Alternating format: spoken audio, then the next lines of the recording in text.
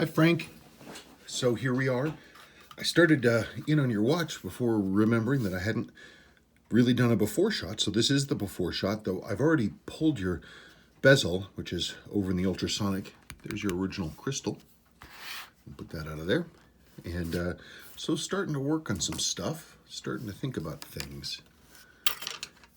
This is a 66 hand winder. Well, it's like a 66 movement is what it is. These are cool. I don't often get a chance to work on these. On the 6602 movements, sure, because they were so ubiquitous. There were so many of them, but the hand winders, I have a good number of them, but I just don't work on them very often, and it's rare for somebody to send them in. They're cool though. They're neat. It looks pretty good. I haven't, of course, really dug into it yet, but we are going. Yeah, I've got some cool 66s. 66 hand winders in my purchase drawers. Every time I'm digging through and I see one, I'm like, maybe I should make time and rip them apart and see what I can do. But not today. Another day. Not today. Okay, let's get going. Here's one of these old tricks. Seiko doesn't do this too often. They're very good with their casing, but this is the casing ring. Movement ring, I guess, if you want to call it. This goes between the movement and the case, because the movement's relatively small. But Seiko's dealt with this before. In later years, they made these spacers thin metal, or they made them plastic, and so they didn't weigh a lot. But this one is solid steel.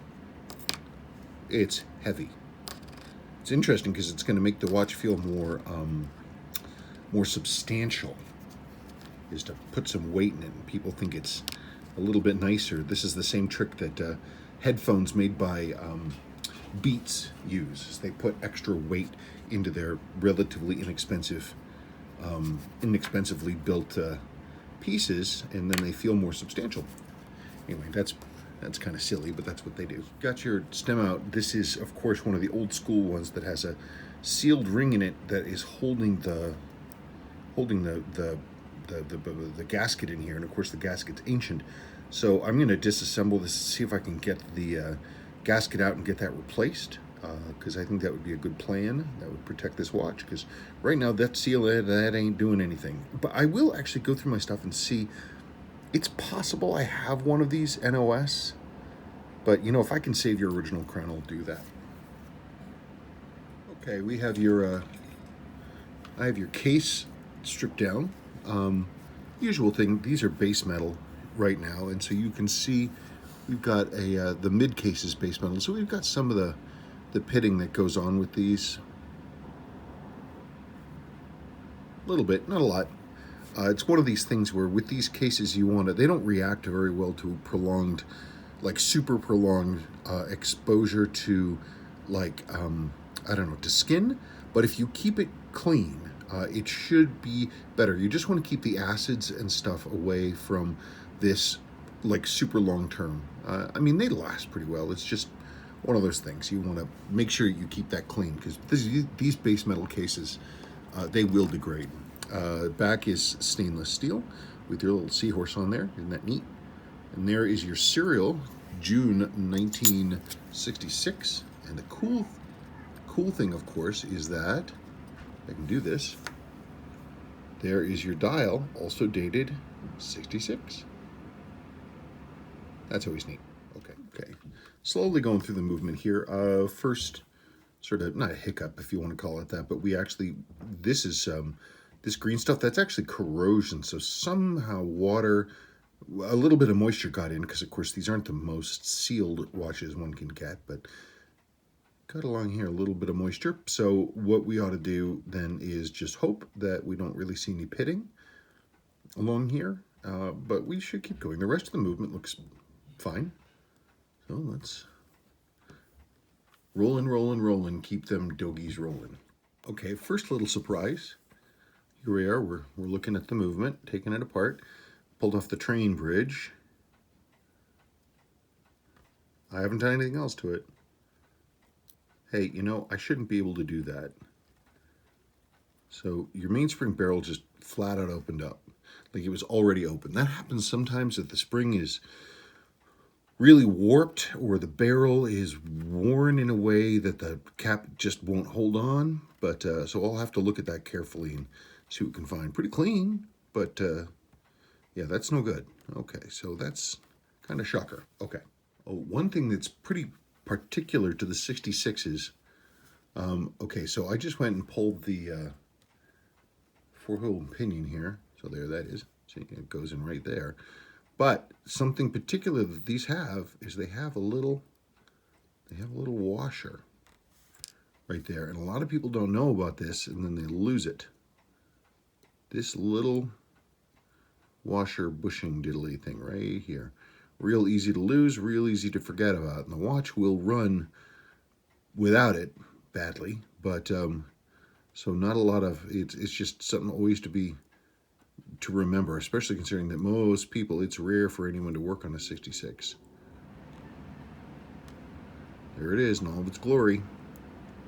Okay, here's your there's your main plate stripped down. There's your lower mainspring arbor port right there, and you can see it's got, again, some of this greeny corrosion-y crap around it. The hole itself doesn't look terribly worn. A little. I'll have to see. I'll have to really go into it. After I clean this stuff off of here, I'll look at the hole and see if it needs any special attention. Right now I'm not seeing anything, but we'll find out. Got your crown apart. Nice thing is, unlike, say, a 6105, this didn't require major surgery. This, I literally was able just to gently pry that out, and out it came, which is good. So you can see darn it, you can see your original seal in there. So I'll get that out and we'll get this all cleaned up, and I'll get a replacement seal in there, and that'll be a nice thing. Okay, well, I missed a whole middle section where I was working on this. I apologize. I got distracted because I had to do a repair to the upper mainspring arbor. It was really loose. But anyway, here's where we're at right now. That's a basic adjustment. It had a bunch of bead error on it, but it was losing some time, but it was straight, so that's good. So now it's running in, and things so far are looking pretty cool. And so we're gonna let that go, and then I'm gonna reassemble the front of the watch, and then we'll check and see how the numbers are. It is quitting time. So I will get back to this tomorrow morning. Okay. Sleep well. Okay, well, good morning. Things are chugging along. Here's your crown. It is all rebuilt. Ready to go. So you've got the original crown back on there. Here's the old seal. Gross. I mean, it had some flexibility, but it's deteriorating. It's falling apart. So anyway, pretty proud of that. That goes right back on, and that'll be a nice thing. Movement is running in nicely. Now I've got the dial on, it's dial up.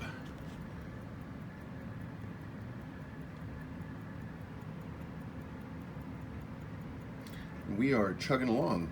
Oh, good numbers. Good numbers.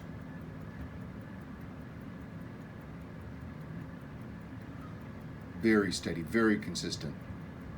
Can't complain. Cool.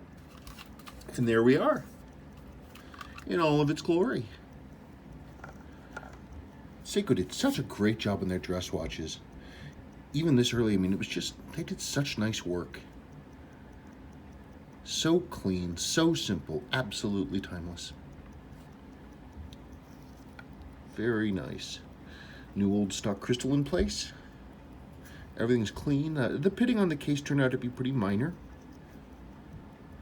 There's a little plating loss in the edges, but boy, it's overall, I mean, that's a nice watch. Look at it go, huh? Look at it go. Well, I look forward to you getting this back. Thank you so very, very much. Okay, bye-bye.